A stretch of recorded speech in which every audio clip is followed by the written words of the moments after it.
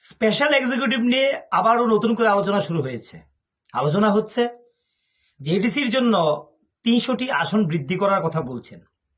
যদিও এ নিয়ে সরকারের তরফ থেকে বা সরকারের মুখপাত্র সুশান্ত চৌধুরী, যিনি এই বিষয়গুলি নিয়ে কথা বলেন, চাকরি বা বিভিন্ন সরকারের পদক্ষেপগুলি নিয়ে, প্রকল্পগুলি নিয়ে, বা যে সিদ্ধান্তগুলি গ্রহণ করে সরকার ক্যাবিনেট, সেই বক্তব্য তিনি তুলে ধরেন প্রেসের সামনে। এই ধরনের বক্তব্য আমরা না শুনলেও অনেকেই বলা বলি করছেন যে স্পেশাল এক্সিকিউটিভ নিয়ে আরো পদ বাড়াচ্ছে। এর আগেও কয়েকবার ইন্টারভিউ কল করা হয়েছিল, একাধিকবার বেতন বৃদ্ধি করা হচ্ছে, বিভিন্ন কিছু হচ্ছে, কিন্তু চাকরিটা কিন্তু হচ্ছে না।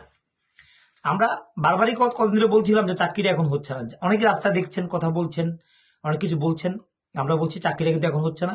এবং এই কথাটি আমরা অনেকদিন আগে থেকেই বলছি। আবার মাঝখানে যখন বলছিলাম যে এই মাসে না হলে আগামী দিন এটা হওয়ার সুযোগ কমে আসছে, এবং তাই হয়েছে, হচ্ছে না। এই নিয়ে আমরা বারবার কথা বলছি, সরকারের নজরে নেওয়ার চেষ্টা করছি, কিন্তু প্রশ্ন উঠছে এই এত কিছুর পরও চাকরিটা কিন্তু হচ্ছে না। অনেক কথা হচ্ছে, অনেক কিছু করছে, চাকরি না হতেই বেতন বাড়িয়ে দেওয়া হয়েছে, পদ বাড়ছে, কিন্তু চাকরিটা কিন্তু হচ্ছে না।